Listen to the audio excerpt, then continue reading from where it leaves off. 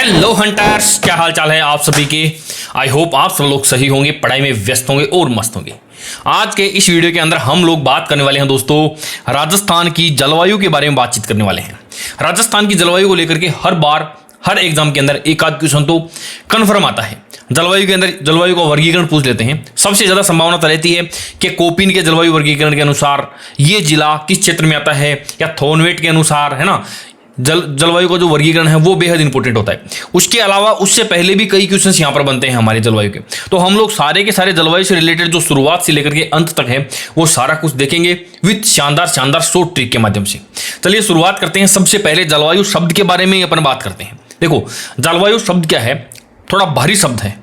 ऐसे नहीं है जैसे जलवायु अपने जो मतलब जो अनपढ़ लोग हैं या जिनको थोड़ा नॉलेज कम है उनके लिए तो जलवायु हो, चाहे मौसम हो, चाहे कुछ भी हो, वो सारा कुछ एक जैसा ही होता है। लेकिन हमारे ज्योग्राफी के अंदर क्या है ना, इनके शब्दों के अलग अलग मायने होते हैं। जैसे देखो, मौसम आ गया, ऋतु आ गई और जलवायु आ गई। ये तीन शब्द जो है ना ये बड़े इंपॉर्टेंट हैं।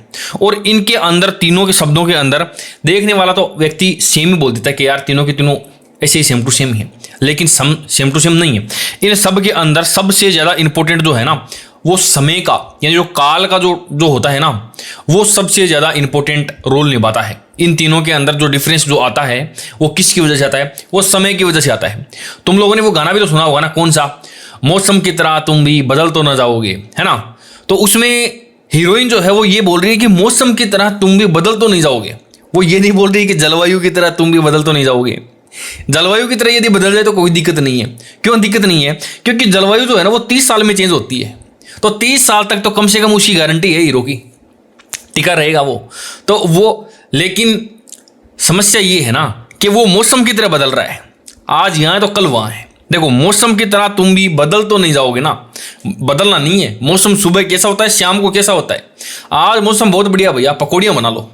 क्या कभी आप लोग ऐसे बोलते हो कि आज जलवायु बहुत बढ़िया है, पकौड़ियाँ बना लो? मतलब जलवायु यदि बढ़िया है और मजा आ रहा है तो इसका मतलब 30 साल तक आपको लगातार पकौड़ियाँ ही बनानी है। ऐसे तो पॉसिबल नहीं हो सकता है ना। अच्छा, ऋतु जो है वो ऋतु थोड़ा थोड़ा जो है वो थोड़ा सा लंबा समय इन दोनों के बीच का होता है। जैसे हम लोग बोलते हैं कि अभी यार थोड़ा सर्दियों का मौसम आ गया या शरद ऋतु आ गई है ना, तो अब अपने वो रजाई निकालनी पड़ेगी, कूलर वगैरह अंदर रखो। गर्मी आ गई तो क्या करें भाई, ग्रीष्म ऋतु आ गई है, अब क्या करो भाई, अब कूलर वगैरह बाहर निकालो, एसी को चालू करो, ये काम करना है अपने को। तो ऋतु जो है ना वो साल के अंदर चेंज होती रहती है, हर साल वापस रिपीट करती है। जैसे गर्मियाँ इस साल है, अगले साल फिर आएगी और अगले साल फिर आएगी। उनके अंदर जो परिवर्तन होता है वो बहुत ही माइनर सा चेंज होता है। मान लो इस बार हाईएस्ट टेम्परेचर 50 चला गया, अगले साल 50.5 चला गया, तो थोड़ा सा चेंज होता है वो पूरे साल के अंदर, है ना। जलवायु जो होती है ना ये लंबा समय खींचती है। ये 30 साल के बाद में आपको जो परिवर्तन दिखाई दे रहा है ना वो क्या होता है, वो जलवायु होती है। जैसे दिल्ली की जलवायु चेंज हो गई अभी। यदि आज से 30 साल पहले आप देखोगे ना जाकर के, न तो इतनी दिल्ली के अंदर साधन थे, न ही इतना प्रदूषण था, और न ही क्या था वहां पर जो है पोल्यूशन भी इतना नहीं था, लोग बाग जनसंख्या भी इतनी नहीं थी, बहुत ही कम थी, तो धुआं वगैरह कम था। तो 30 साल के अंदर दिल्ली की जलवायु जो है वो पूरी तरह से चेंज हो गई है। तो ये जो है वो जलवायु क्या होती है, एक लंबा समय लेती है। बस छोटी सी बात है, मौसम जलवायु की वह क्षणिक अवस्था है, समझ रहे हो ना आप। क्षणिक अवस्था है, मौसम जल्दी जल्दी चेंज होता रहता है। कुछ समय, कुछ मिनट, कुछ घंटे या 4-5 दिन के अंदर मौसम खराब चल रहे हो यार। आजकल तो मौसम ही खराब है, समझ में को नहीं आ रही क्या सब्जी बनावा। महिलाओं की सबसे बड़ी समस्या ये होती है, क्या सब्जी बनाए, मौसम ही ऐसा ही चल रहा है, सारी सब्जियां खराब हो जा रही है। बरसात का मौसम है ना। ऋतु क्या है, कुछ महीने का सम्मिलित रूप को ऋतु कहते हैं। ठीक है जी। इसके बाद में बात करते हैं अपन जलवायु की। तो जलवायु क्या है, जलवायु 30 साल हो या इससे अधिक के समय की अवधि के अंदर औसत वायुमंडलीय दशाओं का सम्मिलित रूप को क्या कहा जाता है दोस्तों, जलवायु कहा जाता है। तो समझ गए होंगे आप तीनों चीजों क्या क्या होती है। अब एक चीज का ध्यान देना आप, हमारे सामने एक शब्द आया है मौसम। मौसम से रिलेटेड 1-2 क्वेश्चन बनता है, वो देखते हैं अपन। देखो, सबसे पहली बात मैं करता हूं किसकी, मौसम की। ठीक है जी। मौसम के अलावा एक शब्द और भी आता है, मानसून। आगे भी इनके बारे में डिटेल से पढ़ेंगे। जैसे मानसून जो है वो पढ़ेंगे अपन आगे, गर्मियां पढ़ेंगे, सर्दियां पढ़ेंगे, फिर मानसून पढ़ेंगे। लेकिन अभी थोड़ा सा जो है इन दोनों को एक साथ देखते हैं। मौसम क्या होता है ना, मौसम जो है मौसिम शब्द से बना है। ये किससे, मौसिम शब्द से बना है। मौसिम शब्द से बना है। और मौसम शब्द से या इस मौसम शब्द का अर्थ क्या होता है? इसका अर्थ जो होता है वो होता है अचानक। अचानक क्या होता है दोस्तों? हवाओं का बदलना। हवाओं का बदलना, ये क्या कहलाता है? मौसम कहलाता है। वहीं मानसून की बात करते हैं ना, मानसून, तो ये क्या है? इस शब्द की खोज जो है ना, शब्द की खोज करने वाला कौन था व्यक्ति? शब्द जो है था वो था एक अरबी नाविक। अरबी नाविक, और अरबी नाविक का नाम क्या था? हिप्पोलस, ये व्यक्ति का नाम था। तो ये दो चीजें बड़ी इंपॉर्टेंट है।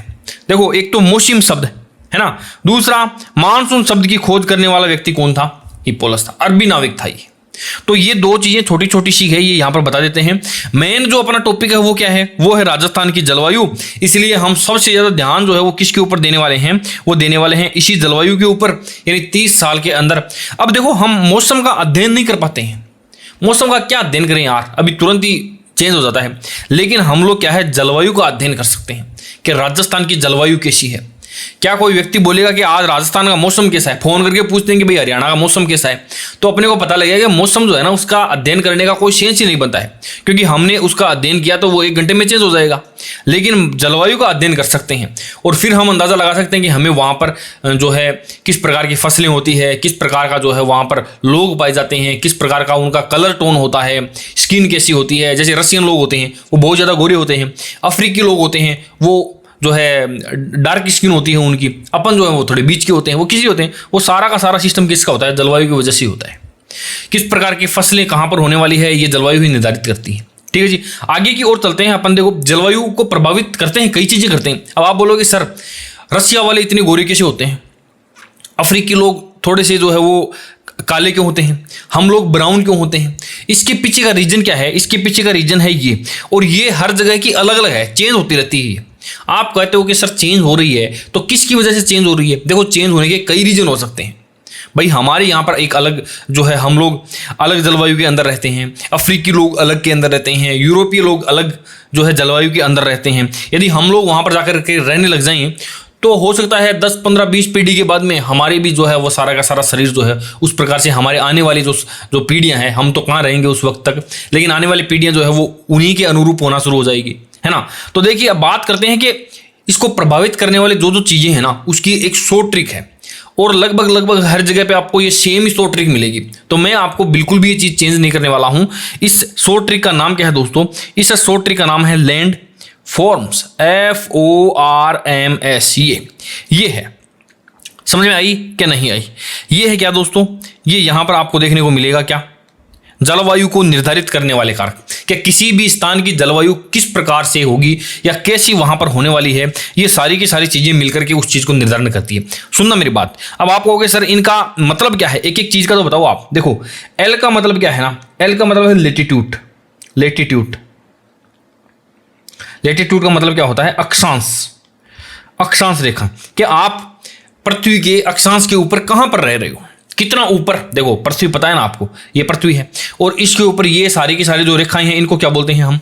अक्षांशीय रेखाएं बोलते हैं। तो ये निर्धारित करेगी कि हम लोग यहां पर रहते हैं, मान लो आप यहां पर रहते हैं, यदि हम लोग बीच में यहां पर भूमध्य रेखा पर रहते तो हम और ज्यादा काले होते, क्योंकि जो है धूप की जो किरणें सीधी की सीधी पड़ती है हमारे शरीर के ऊपर, तो हमारा इस कलर वैसा ही होने वाला था।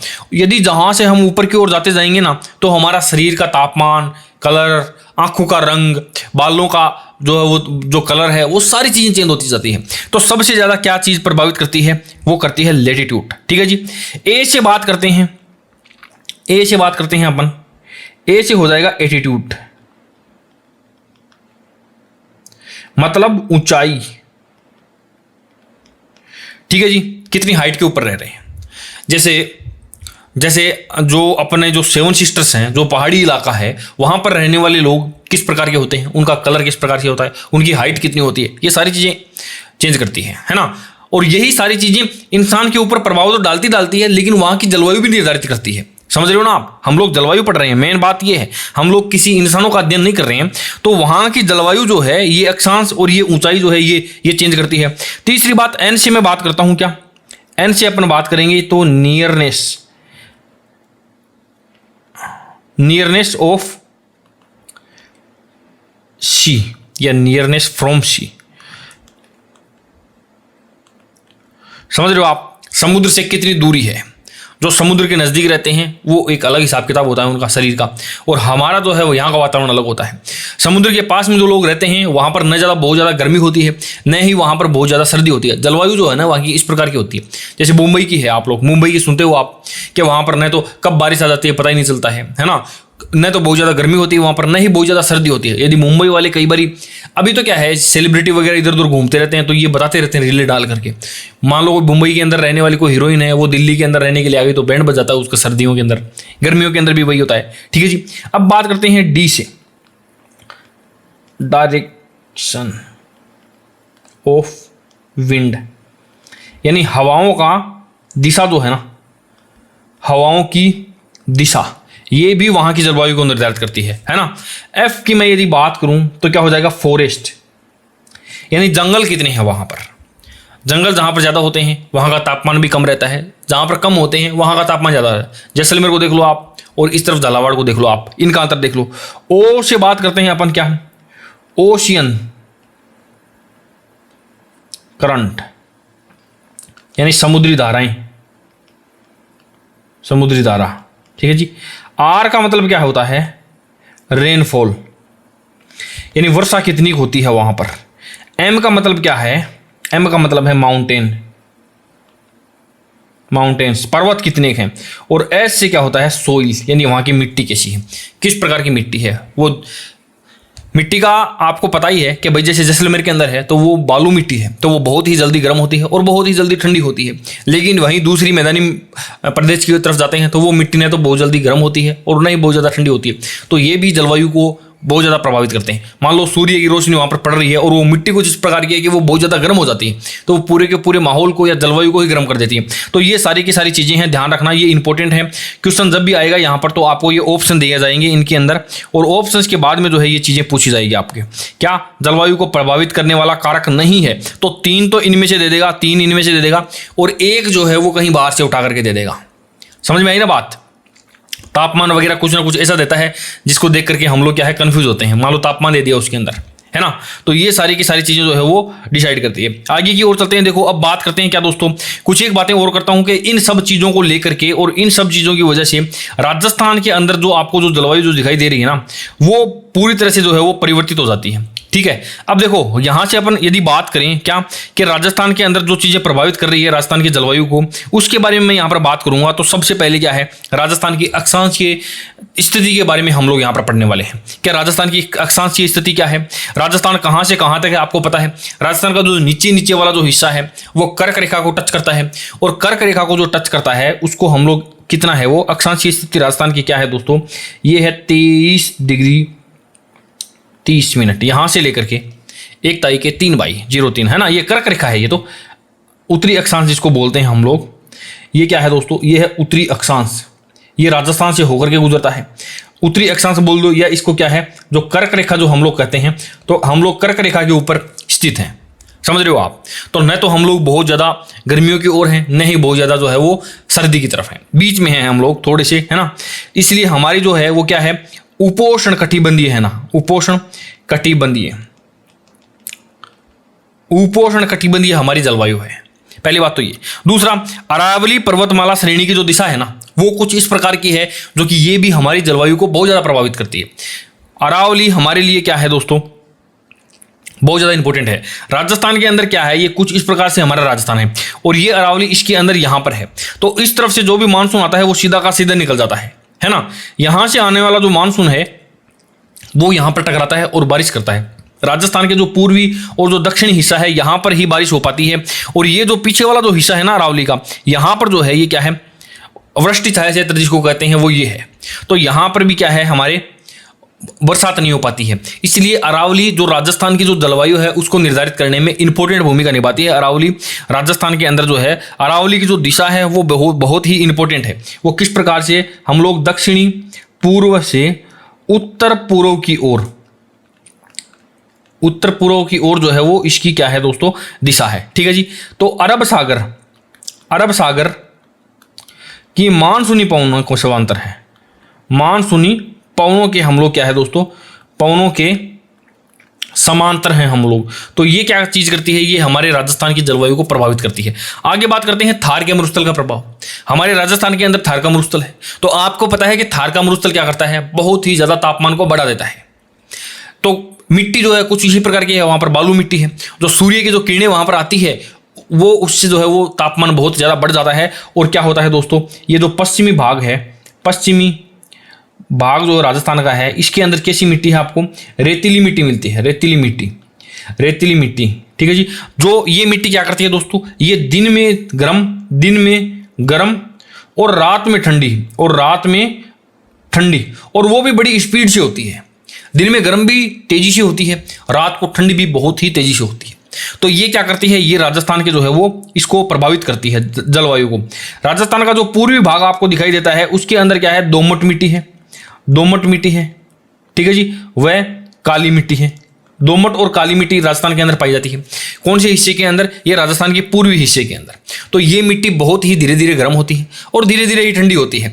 तो ये देखो, ये दोनों की दोनों चीजें ही जो है वो हमारी कुल मिलाकर के किसको, जलवायु को प्रभावित करती है। क्वेश्चन सीधा सीधा आएगा कि राजस्थान की जलवायु को प्रभावित कौन कौन सी चीजें करती है। तो अक्षांशीय स्थिति राजस्थान की कहां पर है, अरावली पर्वतमाला की दिशा राजस्थान की जलवायु को प्रभावित करती है। थार के मरुस्थल का जो प्रभाव पड़ता है वो भी हमारे राजस्थान की जो है बहुत ज्यादा इंपॉर्टेंट है। इसके अलावा समुद्र से हम लोग कितने दूरी पर हैं वो भी बड़ा इंपॉर्टेंट है। समुद्र तट से हमारी दूरी कितनी है, यदि ये दूरी क्या है हमारी समुद्र तट से, यदि मैं बात करूं राजस्थान की, तो पश्चिमी बंगाल से जो हमारी दूरी है वो कितनी है, 2900 किलोमीटर है। दूसरी तरफ यदि मैं बात करूं कि अरब सागर से दूरी, अरब सागर से कितनी है दोस्तों, 400 किलोमीटर है। और कच्छ के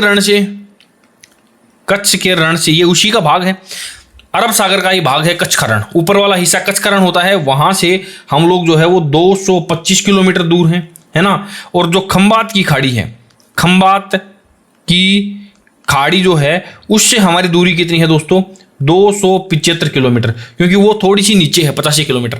समझ रहे हो ना आप।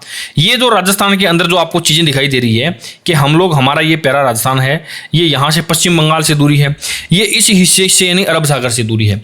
अब इसी के दो हैं, एक से कै से कच्छ का रण और ख से खंबात की खाड़ी, ए से अरब सागर और बी से बंगाल की खाड़ी। इस प्रकार से जो है वो चीजें हम लोग याद कर सकते हैं। तो समुद्र तल से ये जो हमारी दूरी है दोनों तरफ से, ये भी हमारी जलवायु को प्रभावित करती है। यदि हम लोग समुद्र के और ज़्यादा नज़दीक होते तो हमारी जलवायु कुछ और अलग होती। न तो हम बहुत ज़्यादा गर्म होते, न बहुत ज़्यादा ठंडे होते। तो जलवायु की वजह से जो है इंसानों के स्वभाव के ऊपर भी फर्क पड़ता है। धरातल की ऊंचाई से प्रभाव, देखो धरातल से ऊंचाई की बात करते हैं अपन, तो तापमान जो है ना, तापमान व आर्द्रता के ऊपर जो है, आर्द्रता पर असर पड़ता है। आर्द्रता के ऊपर जो है वो असर पड़ता है किसका, धरातल की ऊंचाई का। ठीक है जी। बात करते हैं कैसे, देखो धरातल से यदि 165 मीटर ऊपर की ओर यदि आप जाओगे तो 1 डिग्री सेंटीग्रेड आपका तापमान घट जाएगा। कितना, एक धरातल से 165 मीटर ऊपर की ओर। दूसरी तरफ यदि मैं बात करूं धरातल से 32 मीटर जो है वो नीचे की ओर आओगे आप, तो क्या है 1 डिग्री सेंटीग्रेड तापमान जो है वो बढ़ जाएगा। ठीक है, तो ये दो चीजें ध्यान रख लेना। अब राजस्थान के अंदर जो राजस्थान का जो अधिकांश भाग है, राजस्थान का अधिकांश भाग जो है वो 370 मीटर से कम है, 370 मीटर से जो कम है। तो तापमान के ऊपर भी दो आप लोग जो देख सकते हो इस प्रकार से असर पड़ता है। इसके अलावा और भी कई चीजें हैं जो कि राजस्थान की जलवायु को प्रभावित करती हैं, जिसके अंदर एक मानसून और चक्रवात। किस प्रकार का यहाँ पर मानसून आता है, चक्रवात कब आता है कब नहीं आता है, जब आ जाता है तो प्रभाव पड़ता है हमारे यहाँ पर। वनस्पति किस प्रकार की है, मृदा किस प्रकार की है, मिट्टी जहां पर जिस प्रकार की होती है वो जो है वो जलवायु है उसके ऊपर प्रभाव पड़ता है। मिट्टी के बारे में मैंने आपको बहुत बार बता दिया है। और उसी हिसाब से जो है वहां पर वनस्पति भी जो है वो प्रभावित होती है। उच्चावच, धरातल व उच्चावच, मान लो कहीं पर पठार है, पहाड़ी है ना, समतल है, उबड़ खाबड़ है, तो वो सारी की सारी चीजें जो है वो किसको प्रभावित करती है, राजस्थान की जलवायु को प्रभावित करती है। तो ये था थोड़ा सा राजस्थान की जलवायु को लेकर के आप लोगों के सामने इंट्रोडक्शन। अब देखो, अब बाकी का और भी हम लोग पढ़ते हैं। ये थोड़ी सी बातें थी, आपको पता है इनके अंदर एक चीज और मैं बहुत ही इंपॉर्टेंट आपको बता देता हूं कि राजस्थान के अंदर जो है किस प्रकार से सर्दियां, गर्मियां या बारिश बनती है उसके बारे में अपन बात करते हैं। देखो ये क्या है, ये है पृथ्वी है। ये क्या है दोस्तों, ये है पृथ्वी। सुनना मेरी बात, आप ध्यान से सुनना। अब आपको सारी बातें पता लगेगी कि किस प्रकार से जो है दिन सबसे लंबा होता है, कब दिन सबसे छोटा होता है, कब दिन इक्वल होते हैं, है ना, वो सारी बातें मैं आपको बताता हूं। कब सर्दियां होती है, कब गर्मियां होती है, किस प्रकार से सूर्य जो है, ये सूर्य और ये है पृथ्वी, इनकी जो गति होती है वो इन सब चीज़ों को प्रभावित करती है। मेरी बात सुनना आप, देखो मैं बताता हूँ आपको। जैसे ये क्या है, जैसे ये है पृथ्वी, ओके जी, ये है सूर्य। सूर्य जहां पर भी रहेगा वहां से सीधी की सीधी किरणें कहां है, पृथ्वी की ओर भेजेगा। भाई सूर्य यदि यहां पर है तो यहां से सीधी आएगी, ओके ठीक है जी। यदि सूर्य यहां से नीचे की ओर खिसक जाता है तो यहां पर आ जाएगा, ठीक है जी। सूर्य यदि और नीचे की ओर खिसक जाएगा तो फिर भी वो तो किरणें तो चारों तरफ वो तो सीधी रेखा में ही तो भेज रहा है ना। तो किरणों के साथ में क्या होती है, एनर्जी आती है, ताप आता है। तो सूर्य जब भी सीधा का सीधा राजस्थान के ऊपर पड़ता है तब गर्मी ज्यादा होती है। राजस्थान कहां पर है मैं आपको बताता हूं। जैसे ये राजस्थान है, यहां पर, सॉरी एक मिनट, ये यहां पर जो है वो राजस्थान है। थोड़ा सा नीचे वाला जो हिस्सा है वो जिसके अंदर दो जिले जो आते हैं वो यहां पर इस प्रकार से जो है, कौन कौन से, डूंगरपुर और बांसवाड़ा, वो इस कर्क रेखा को टच करते हैं। समझ में आ गई ना बात।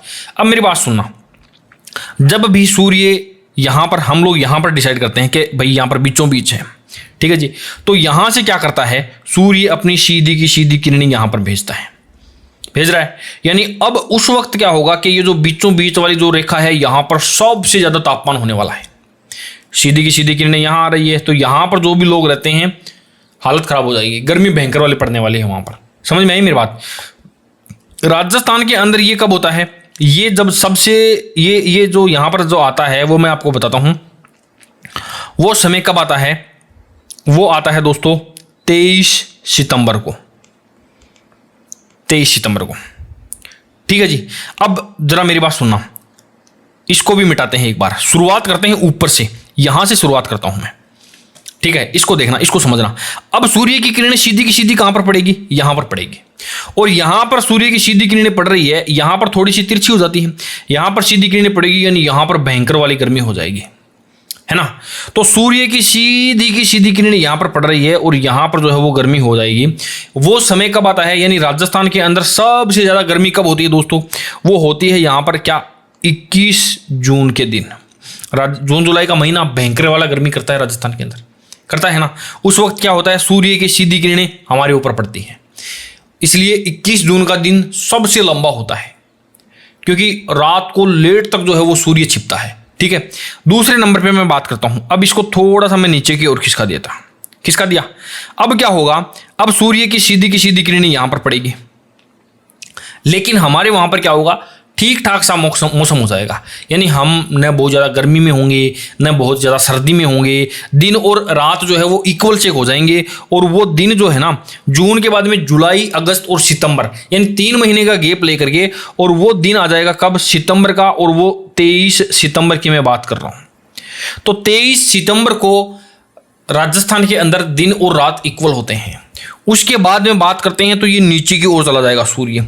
अब देखो यहां से सीधी की सीधी किरणें यहां पे पड़ रही है, लेकिन हम लोग यहां पर इसके ऊपर बैठे हुए हैं, तो यहां पर तो सबसे ज्यादा तिरछी किरणें पड़ने वाली है। तो यानी सूर्य की ऊर्जा बहुत ही कम पहुंचेगी। सूर्य कम पहुंचेगा तो भयंकर वाली सर्दी पड़ेगी, गर्मी तो होगा ही नहीं, क्योंकि सूर्य तो क्या है, हमसे दूर जा चुका है। तो जितना सूर्य दूर होगा हमारे पास उतनी ही कम जो है वो गर्मी होगी। कम गर्मी का मतलब सर्दी होने वाली है, भयंकर वाली। तो ये समय जब सूर्य यहां पर होता है, वो दिनांक क्या होती है दोस्तों, वो सितंबर के बाद में अक्टूबर, नवंबर और दिसंबर का वो महीना होता है जिसको हम लोग क्या बोलते हैं, 22 दिसंबर बोला जाता है। तो 22 दिसंबर को यहां पर देखो इस रेखा के ऊपर क्या होता है, दिन सबसे बड़ा होता है, लेकिन इसके जस्ट अपोजिट इस रेखा के ऊपर क्या होगा, दिन सबसे छोटा होगा। तो हमारे यहां पर सर्दियां होगी और दिन बिल्कुल छोटे छोटे होने वाले हैं, नो डाउट। तो सर्दियों का दिन आपको पता है भाई, 11 बजे सूर्य उगता है और रात को 5 बजे 6 बजे तक शांत हो जाता है, मतलब रातें लंबी होती है। तो यहां पर क्या है, 22 दिसंबर को दिन जो है वो सबसे छोटा होगा। अपोजिट क्वेश्चन बनेगा यहां पर, राजस्थान के अंदर सबसे लंबी रात कब होती है, तो वो होती है 22 दिसंबर को, क्योंकि दिन छोटा होता है तो रात लंबी हो जाएगी अपने आप। समझ आई ना मेरी बात। अब देखो, अब इसके बाद में सूर्य वापस ऊपर की ओर जाएगा, सूर्य उत्तरायण हो गया, यानी ऊपर की ओर जा रहा है। तो ऊपर की ओर जा रहा है तो देखो दिसंबर के बाद में जनवरी, फरवरी और मार्च का वो महीना आ जाएगा जिसको क्या बोलते हैं हम लोग कि 21 मार्च को क्या होगा भाई, जब सूर्य बीचों बीच यहां पर है तो इसका मतलब दिन भी इक्वल, रातें भी इक्वल। समझ में आई बात। तो इसी प्रकार वापस ऊपर आएगा तो ये यहां पर जून का महीना आ जाएगा, वापस नीचे आ जाएगा तो सितंबर का महीना वापस नीचे आ जाएगा, तो दिसंबर का महीना वापस ऊपर जाएगा, तो मार्च वापस ऊपर जाएगा, तो जून। इसी प्रकार से रोटेट करता रहता है और दिन छोटे बड़े अपने होते रहते हैं। समझ में आई ना बात। तो सूर्य की किरणें इस प्रकार से हमारे को सबसे ज्यादा प्रभावित करती है। अब आपको बताने की जरूरत नहीं है, आप इतना तो अंदाजा लगा ही सकते हो, सीधा सीधा ये क्वेश्चन आ जाएगा ना कि दिन सबसे छोटा कब होता है ना, या रात सबसे लंबी कब होती है। एक ही बात है, दिन छोटा है मतलब रात लंबी है। क्वेश्चन बोल देगा रात सबसे लंबी कब है, तो हम लोग अंदाजा लगा लेंगे कि यार सर्दियों में रातें सबसे लंबी होती है। सर्दियों का मतलब दिसंबर की बात कर रहा है ये, तो दिसंबर के अंदर 22 दिसंबर, 2 दिसंबर यानी सर्दी यानी सर्दियां मर जाओगी, इसलिए आपको दो जनों को एक साथ में सोना है, नहीं तो बैंकर वाली हालत खराब हो जाएगी। तो इस प्रकार से इसको याद कर लेंगे हम लोग। 21 जून को दिन सबसे लंबा होता है। कैसे याद करेंगे, सुनना मेरी बात। 21 जून को क्या होता है, इस दिन सूर्य की किरणें कर्क रेखा के ऊपर सीधी पड़ती है। कहां पर पड़ती है मित्रों? कर्क रेखा के ऊपर, यानी राजस्थान के जो डूंगरपुर और बांसवाड़ा है वहां पर सबसे लंबी पड़ती है, वहां पर सब सीधी पड़ती है। और वहां पर क्या होता है, सबसे गर्म दिन होता है और सबसे लंबा दिन भी होता है दोस्तों। सबसे लंबे का मतलब क्या है, यहां पर 13 घंटे और 2 मिनट का जो है वो दिन होता है। किस प्रकार से नापते हैं वो तो वैज्ञानिक बता पाएंगे, लेकिन ये होता है। ठीक है, इसके जस्ट अपोजिट अपन बात करते हैं। जून की बात कर ली, अब अपन चलते हैं दिसंबर के अंदर। देखो ये रहा दिसंबर को इस दिन सूर्य की किरणें मकर रेखा के ऊपर सीधी पड़ती है, यानी कर्क रेखा के ऊपर, तो सबसे टेढ़ी हो जाएगी। राजस्थान में सबसे लंबी रात होती है, लंबी रातें होती है दिसंबर के अंदर, इसीलिए क्या बोला जाता है भाई 2 दिसंबर के अंदर। ऐसे काम नहीं चलेगा। सबसे ठंडा दिन होता है, सर्दी तो पड़ेगी, ठंडा ही होगा। अच्छा, 21 मार्च और 23 सितंबर की मैं बात करता हूं, इक्वली होता है। देखो सूर्य की किरणें विषुवत रेखा के ऊपर सीधी पड़ती है, यानी विषुवत रेखा के ऊपर सीधी पड़ती है। दोनों को देखो आप, भूमध्य रेखा के ऊपर सीधी पड़ती है। संपूर्ण पृथ्वी पर दिन रात बराबर होते हैं, संपूर्ण पृथ्वी के ऊपर जो है वो दिन रात बराबर होते हैं। संपूर्ण पृथ्वी पे तो नहीं होते हैं, राजस्थान के अंदर दिन और रात बराबर होते हैं। ठीक है जी, दिन रात। इसे क्या कहते हैं, इसको बसंत विषुवत कहते हैं, और इसको क्या कहते हैं, शरद विषुवत कहते हैं। ठीक है जी, ये थोड़ा सा मैंने गलत लिख दिया, संपूर्ण पृथ्वी के ऊपर नहीं हुआ। ठीक है, अब ये वाला सिस्टम हो गया। अब 21 जून को क्या है, एक चीज और देख लेना आप। 21 जून को जब सबसे लंबा दिन होता है ना, उसी दिन क्या होता है दोस्तों, अंतरराष्ट्रीय योग दिवस मनाया जाता है। अंतर्राष्ट्रीय योग दिवस जो है वो मनाया जाता है। तो ये था हमारी पृथ्वी का हिसाब किताब, क्यों हम लोग सबसे ज्यादा गर्म होते हैं, क्यों और कब हम लोग सबसे ज्यादा ठंडे होते हैं। ये था राजस्थान की जलवायु का बेसिक सा इंट्रोडक्शन। आगे अपन कोपिन वाला और वो सारे के सारे जो है वो आगे वाले वीडियो के अंदर पढ़ेंगे। अब मैं आपको गर्मियां पढ़ाऊंगा, सर्दियां पढ़ाऊंगा और मानसून पढ़ा दूंगा अगली वीडियो के अंदर। उसके बाद में वो बचा हुआ जो है वो सारे की सारी चीजें देख लेंगे। ठीक है जी दोस्तों, तो आज का ये जलवायु का इंट्रोडक्शन मान लो, या आप जलवायु के अंदर से बहुत सारे इंपॉर्टेंट फैक्ट्स हमने यहाँ से देख लिए हैं। आज के लिए इतना ही, मिलते हैं किसी नए वीडियो में किसी नई ट्रिक के साथ। तब तक के लिए बाय बाय, टेक केयर।